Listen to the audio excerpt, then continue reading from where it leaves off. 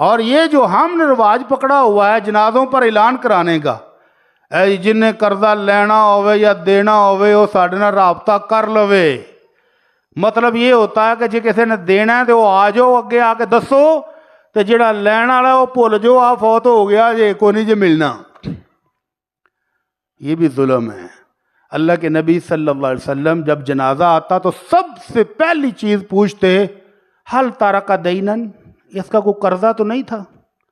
اگر بتایا جاتا قرضہ ہے تو پھر دوسرا سوال پوچھتے حل ترک قضاءہ، قرضے کی ادائیگی کے لیے کوئی جائیداد چھوڑ گیا ہے؟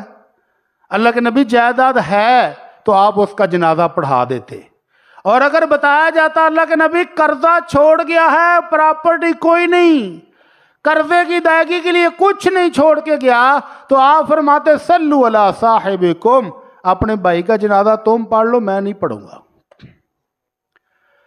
اللہ کے نبی صلی اللہ علیہ وسلم کی بخشش کی دعائیں اس خوش نصیب کو نہیں مل سکیں، بد نصیب کو، جس نے قرضہ چھوڑا ہے اور ادائیگی کے لیے کچھ نہیں چھوڑا۔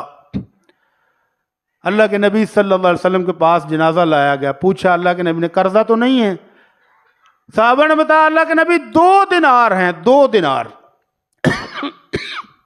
2 دینار کہہ لے کہ آج کے دور کے 2 لاکھ ہیں، چلیں 2 لاکھ کی کوئی قیمت ہے؟ آج موٹر سائیکل بھی نہیں ہوندی آج تے۔ 2 دینار قرضہ ہے، کوئی ادائیگی کے لیے کوئی چیز چھوڑ گیا ہے؟ اللہ کے نبی کوئی چیز نہیں چھوڑ کے گیا، تو آپ نے فرمایا تم نماز پڑھ لو میں نہیں پڑھوں گا۔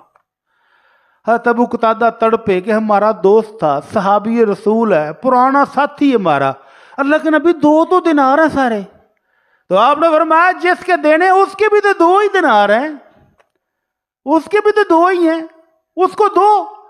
تو حضرت ابو قتادہ نے ہمت کر کے کہا اللہ کے نبی میرے ذمے، آپ جنازہ پڑھائیں میں ادا کروں گا۔ اگلے دن ملاقات ہوئی تو اللہ کے نبی نے پہلا سوال ابو قتادہ 2 دیناروں کا کیا بنا ہے؟ اللہ کے نبی ابھی کل تو جنازہ ہوا ہے دے دوں گا۔ آپ نے فرمایا نہیں ابھی دو، تم نے وعدہ کیا تھا۔ ابو قتادہ گھر گئے، 2 دینار پکڑے، ادائیگی کر کے آ کر اطلاع دی اللہ کے نبی میں 2 دینار دے دیے ہیں۔ فرمایا الان حین بردت علیہ جسدہ، اب اس کی روح ٹھنڈی ہوئی ہے۔ پہلے عذاب کی مشکل میں مشکل کا شکار تھا، اب روح ٹھنڈی ہوئی ہے جب ادائیگی ہو گئی ہے۔